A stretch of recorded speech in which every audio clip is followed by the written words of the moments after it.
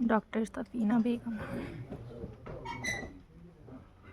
حاضرین محفل اور ڈائس پر تشریف فرما اساتذہ کرام، آداب۔ میرے مقالے کا عنوان ہے گؤدان کے نسوانی کردار۔ جناب صدر کی اجازت سے گؤدان 1936 میں شائع ہونے والا پریم چند کا آخری ناول ہے جو اردو ناول نگاری کی روایت میں خاص اہمیت رکھتا ہے، جس میں زرعی سماج، جاگیرداری، نوآبادیات نظام، ذات پات اور طبقاتی جبر کے ساتھ ساتھ عورت کی حیثیت اور اس کی جدوجہد کو بھی مرکز میں لایا گیا ہے۔ گؤدان میں دیہی اور شہری دونوں دنیاؤں کی عورتیں نہ صرف مختلف طبقوں، ذاتوں اور تعلیمی سطحوں کی نمائندہ ہیں، بلکہ عورت کی مزاحمت اس کی اندرونی مجبوریوں اور فدر شاہی ڈھانچے کے ساتھ اس کے پیچیدہ رشتے کو بھی ظاہر کرتی ہیں۔ سوال یہ ہے کہ گؤدان میں عورت کو محض مظلوم اور خاموش مخلوق کے طور پر دکھایا گیا ہے یا وہ ایک فعال، مزاحم اور باشعور کردار بھی ہے۔ اسی کے ساتھ ایک اہم پہلو یہ ہے کہ پریم چند عورت کے تعلق سے کوئی ایک ماڈل نہیں بناتے، بلکہ مختلف نوع خواتین کردار پیش کر کے ہندوستانی سماج کی نسوانی حقیقت کو وسیع تناظر میں دکھاتے ہیں۔ پریم چند کو حقیقت نگار، ترقی پسند رجحانات کا پیش رو اور سماجی اصلاح کے علمبردار ادیب کے طور پر جانا جاتا ہے۔ اس لیے ان کے یہاں عورت کا مسئلہ ہمیشہ سماجی، معاشی اور اخلاقی محور سے جڑا ہوتا ہے۔ پریم چند کے یہاں عورت صرف صنف نہیں بلکہ طبقہ، ذات، تعلیم اور شہری یا دیہی تقسیم کے ساتھ ایک انٹرسیکٹنگ آئیڈینٹی کے طور پر سامنے آتی ہے۔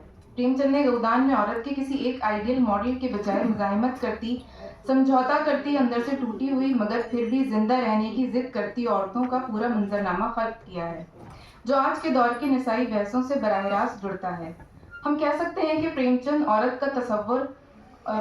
کا عورت کا تصور مکمل طور پر جدید نسائی آزادی والا تو نہیں، مگر اپنے دور کے لحاظ سے اہم ضرور ہے کہ وہ عورت کی موجودہ صورتحال پر سوال قائم کرتا ہے اور ان کی قسم پرسی کو سامنے لاتا ہے۔ گؤدان میں عورت مرد کا رشتہ صرف میاں بیوی تک محدود نہیں بلکہ باپ بیٹی، ماں بیٹا، عاشق معشوق اور آقا ملازم وغیرہ کی مختلف صورتوں میں دکھایا گیا ہے، اور ہر سطح پر طاقت کا توازن مرد کے حق میں جھکا ہوا نظر آتا ہے۔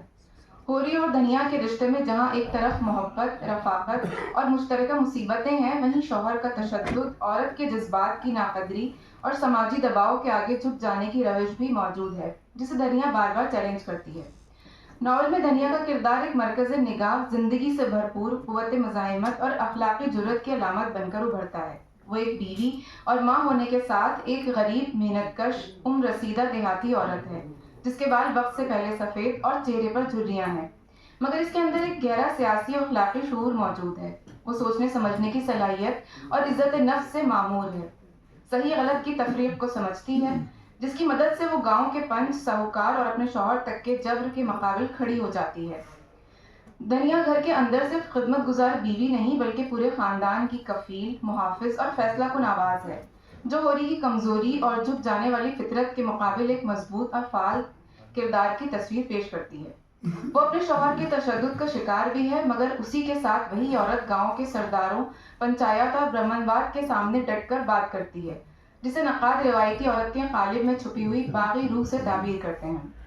ہوری کا بھائی ہیرا جب اس کی گائے کو زہر دے دیتا ہے تو داروغہ اس معاملے کی چھان بین کے لیے آتا ہے، لیکن ہوری سارا واقعہ معلوم ہونے کے باوجود اپنے بھائی کو بچانے کی کوشش کرتا ہے اور روپیہ دے کر معاملے کو نپٹانا چاہتا ہے، لیکن دھنیا سب کے سامنے ڈٹ کر کھڑی ہو جاتی ہے اور گرج کر کہتی ہے، یہ روپے کہاں لے جا رہا ہے بتا، بھلا چاہتا ہے تو سبھی روپے لوٹا دے، نہیں تو کہہ دیتی ہوں گھر کے آدمی رات دن مریں، دانے دانے کو ترسیں، چتھڑا پہننے کو نہ ملے اور انلی بھر روپے لے کر چلا ہے عزت بچانے۔ ایسی بڑی ہے تیری عزت جس کے گھر میں چوہے لوٹیں اور وہ بھی عزت والا ہے۔ دروغہ تلاسی ہی تو لے گا، لے لے جہاں کہاں تلاسی، ایک تو 100 روپے کی گائے گئی، اس پر پلیتن، بہاری تیری عزت۔ دھنیا کے کردار کا ایک دلچسپ پہلو یہ بھی ہے کہ دھنیا اپنی پریشانیوں کے باوجود گاؤں کے دیگر مظلوموں، خاص طور پر جھنیا اور سلیا جیسی نچلی ذات کی عورتوں کے حق میں کھڑی ہوتی ہے۔ وہ برہمنواد کے دوہرے معیار پر کھل کر تنقید کرتی ہے۔ اس کے مکالمات میں مردانہ منافقت اور ذات پات کے امتیاز کے خلاف ایک فطری نسائی غصہ جھلکتا ہے، جو اسے محض سربراہ خانہ نہیں بلکہ ایک اجتماعی ضمیر کی آواز بناتا ہے۔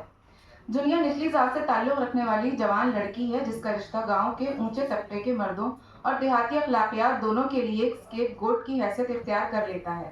وہ حاملہ ہو کر جب دنیا کے گھر پناہ لیتی ہے تو پورا گاؤں اسے اور دنیا کو نشانہ بناتا ہے، مگر دنیا سماجی دباؤ کے باوجود دنیا کو بیٹی کی طرح قبول کرتی ہے۔ اس طرح دو عورتوں کے درمیان متبادل رشتہ وجود میں آتا ہے جو خونی رشتوں سے زیادہ مضبوط دکھایا گیا ہے۔ جب دنیا ہوری کے گھر آتی ہے اور اپنے حمل کا تعلق گوبر سے بتاتی ہے تو دنیا اسے گھر میں جگہ دے دیتی ہے۔ اس پر داتا دین اس سے کہتا ہے، تمہیں اس پاگن کو اپنے گھر میں نہ رکھنا چاہیے تھا۔ دودھ میں مکھی پڑ جاتی ہے تو آدمی اسے نکال کر پھینک دیتا ہے اور دودھ پی جاتا ہے۔ سوچو کتنی بدنامی اور جگ ہنسائی ہو رہی ہے۔ تو دنیا اس سے کہتی ہے، ہم کو گھرانے کی مرجات اتنی پیاری نہیں ہے مہراج کہ اس کے پیچھے ایک جیو کی ہتیا کر ڈالتے۔ بیاتا نہ صحیح پر اس کے ہاتھ کی باں تو پکڑی ہے میرے ہی بیٹے نے، کس منہ سے نکال دیتی؟ وہی کام بڑے بڑے کرتے ہیں تو ان کی مرجات دھو جاتی ہے، ناک کٹ جاتی ہے۔ بڑے آدمیوں کو اپنی ناک دوسروں کی جان سے پیاری ہوگی، ہمیں تو اپنی ناک اتنی پیاری نہیں ہے۔ دنیا پر ہونے والا تشدد صرف جنسی داغا بازی یا اخلاقی بدکرداری کا مسئلہ نہیں بلکہ طبقاتی اور ذات پات کی سیاست سے جڑا ہے۔ وہ ایک ایسی عورت ہے جسے مرد استعمال کر کے چھوڑ دیتے ہیں اور سماج اسے گناہ کا استعارہ بنا دیتا ہے۔ یہاں پریم چند بتاتے ہیں کہ عورت کے جسم پر ملکیت کے دعوے صرف مرد نہیں بلکہ پوری برادری کرتی ہے، اور جب وہ اس دعوے کو چیلنج کرتی ہے تو اسے بائیکاٹ، غلیظ گالیوں اور تشدد کا سامنا کرنا پڑتا ہے۔ دنیا کے حوالے سے دیکھا جائے تو دنیا اگر سماج کے بنائے ہوئے دائرے سے مکمل باہر نہیں جاتی، یعنی وہ روایتی بیوی کی حیثیت، شوہر سے جذباتی وابستگی اور گھر کی ذمہ داری کو اپنائے رکھتی ہے، لیکن اسی دائرے کے اندر رہ کر وہ حقوق، انصاف اور خودداری پر اصرار بھی کرتی ہے۔ یہی داخلی مزاحمت گودان کے نسائی ڈسکورس کو پیچیدہ اور حقیقی بناتی ہے، جسے آج کی زبان میں سبالٹرن وومنس ایجنسی کہا جا سکتا ہے۔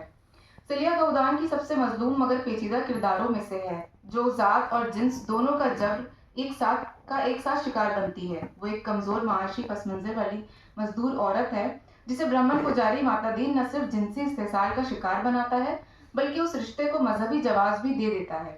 یوں اس کا دورہ استحصال برہمنیکل پیٹریارکی کی کھلی مثال بن کر سامنے آتا ہے۔ دلچسپ بات یہ ہے کہ اتنی زیادتی اور دھوکے کے باوجود سیلیا کے دل میں ماتا دین کے لیے ایک طرح کی عقیدت اور روایتی تصور باقی رہتا ہے، جو اس بات کی طرف اشارہ ہے کہ پدر شاہی نظام عورت کے ذہن اور جذبات پر اس حد تک قابض ہو جاتا ہے کہ وہ اپنے ہی جابر کو محافظ اور آقا سمجھنے لگتی ہے۔ جب سیلیا کے گھر والے ماتا دین کے منہ میں ہڈی ڈال کر اس کا دھرم بھرشٹ کر دیتے ہیں تو سیلیا کہتی ہے، اس کا دھرم لے کر تمہیں کیا ملا؟ اب تو وہ نہ پوچھے گا، مگر پوچھے یا نہ پوچھے رہوں گی تو اس کے ساتھ، وہ مجھے چاہے بھوکو رکھے چاہے مار ڈالے پر اس کا ساتھ نہ چھوڑوں گی۔ اس کی اتنی درگت کرا کے کیسے چھوڑ دوں؟ مر جاؤں گی پر ہرجائی نہ بنوں گی، ایک بار جس نے باں پکڑ لی اسی کی رہوں گی۔ حالانکہ بعد میں پریم چند نے خاص قسم کی آئیڈیلسٹک اپروچ کے تحت سیلیا اور ماتا دین کو ایک ہوتے ہوئے دکھایا ہے جس کو روایتی کہانیوں کے ہیپی اینڈنگ سے تعبیر کیا جا سکتا ہے۔ سونا اور روپا دونوں غریب کسان گھرانے کی بیٹیاں ہیں جو کمسنی میں ہی غربت، جہیز، رشتوں کی سیاست اور سماج کی تنگ نظری کا سامنا کرتی ہیں۔ یوں ان کے تجربات کے ذریعے پریم چند دیہاتی لڑکیوں کے حاشیے برادر وجود کو سامنے لاتے ہیں۔ ان کے رشتوں اور شادیاں کرنے کے عمل میں جو سودے بازی، تحقیر اور خوف نظر آتا ہے وہ واضح کرتا ہے کہ عورت کو شادی کے نام پر کس طرح ایک معاشی معاہدے کی شے بنا دیا جاتا ہے۔ گوبندی جیسی عورتیں نسبتاً تعلیم یافتہ اور سمجھدار ہوتے ہوئے بھی شوہروں کی بے وفائی، بزدلی اور موقع پرستی کا بوجھ اٹھاتی ہیں اور اکثر خاموش رہ کر وقار کے نام پر اپنے گھاؤ چھپاتی ہیں، جو متوسط طبقے کی عورت کا مخصوص المیہ ہے۔ گوبندی اور مالتی کے ضمن میں یہاں مرد کردار کے مختلف چہرے آشکار ہوتے ہیں، جو عورت کی قربانی اور خدمت کو ہی اس کی اصل سمجھتا ہے اور دیوی کا درجہ دیتا ہے۔ وہیں پڑھی لکھی، نوکری پیشہ، مختلف علوم پر بات کرنے والی عورت کو صرف دل بہلانے کا ذریعہ سمجھتا ہے، ان کو بیوی کے درجے پر فائز نہیں کیا جا سکتا۔ لیکن خواہ یہاں گوبندی ہو یا مالتی، اپنے کردار میں مخصوص روپ کی عکاسی کرنے والی یہ وہ عورتیں ہیں جو پیٹریارکل سماج میں پینڈولم کی مانند نظر آتی ہیں۔ روپا، سونا اور گوبندی میں عورت کی مزاحمت نسبتاً کم اور برداشت زیادہ دکھتی ہے، لیکن اندرونی کرب اور احساس محرومی کے ذریعے یہ سوال قائم ہوتا ہے کہ کیا ایسی خاموشی کو واقعی قربانی کہنا چاہیے یا یہ بھی ظلم کا ہی ایک حصہ ہے؟ گوبندی مہتا سے کہتی ہے، جو عورت اپنے مرد کو خوش نہ رکھ سکے، خود کو اس کی طبیعت کے موافق نہ بنا سکے، وہ بھی کوئی عورت ہے؟ میں کبھی کبھی سوچتی ہوں کہ مالتی سے یہ ہنر سیکھوں، جہاں میں ناکامیاب ہوں وہاں وہ کامیاب ہے. میں اپنے کو بھی اپنا نہیں بنا سکتی, وہ دوسروں کو بھی اپنا بنا لیتی ہے. کیا یہ اس کے لیے فخر کی بات نہیں ہے؟ دراصل گوبندی کی باتیں اس کے اپنے ذہن کی اپج معلوم نہیں ہوتی, بلکہ اس کے شوہر نے اس کے سامنے عورت کا جو تصور پیش کیا ہے اور مالتی کی شکل میں عورت کی جو شبیہ ابھاری ہے, یہ جملے اسی درد کے غماز ہیں جس سے وہ ایک قسم کی احساس کمتری کا شکار ہو گئی ہے. گودان ناول کا دوسرا حصہ شہری زندگی سے تعلق رکھتا ہے, جہاں عورت کا ایک بالکل مختلف روپ سامنے آتا ہے جس کی نمائندگی مس مالتی کرتی ہے, جو ڈاکٹر, تعلیم یافتہ, خوددار اور کسی حد تک مغربی طرز زندگی سے متاثر ہے. وہ اپنے پیشے, دوستیوں اور محبت کے معاملے میں آزاد فیصلے کرتی ہے اور مردوں کے ساتھ برابری کی سطح پر گفتگو اور رشتہ قائم کرنے کی کوشش کرتی ہے. اسے اس دور کی نئی عورت کا ابتدائی خاکہ کہا جا سکتا ہے.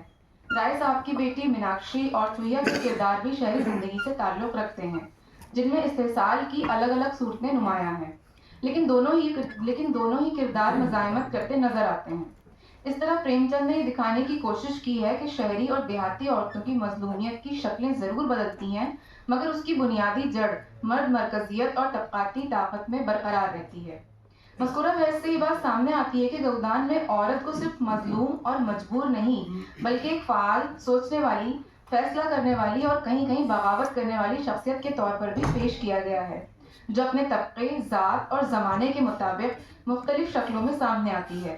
دھنیا جیسی دیہی عورت, جنیا اور سلیا جیسی دلت و نچلی ذات کی عورتیں, سونا اور روپا, گوبندی جیسی گھریلو مگر حساس عورتیں, اور مالتی, میناکشی اور چویا جیسی شہری جدید عورتیں مل کر ایک ایسا نسوانی کینوس بناتی ہیں جس میں جبر اور مزاحمت, کمزوری اور قوت, روایت اور تبدیلی سب بیک وقت موجود ہیں. کہا جا سکتا ہے کہ گودان صرف کسانوں, جاگیرداری اور غربت کا ناول نہیں, بلکہ ہندوستانی عورت کے دکھ, اس کی جدوجہد اور اس کے اندرونی وقار کا بھی ایک اہم دستاویز ہے. بہت شکریہ.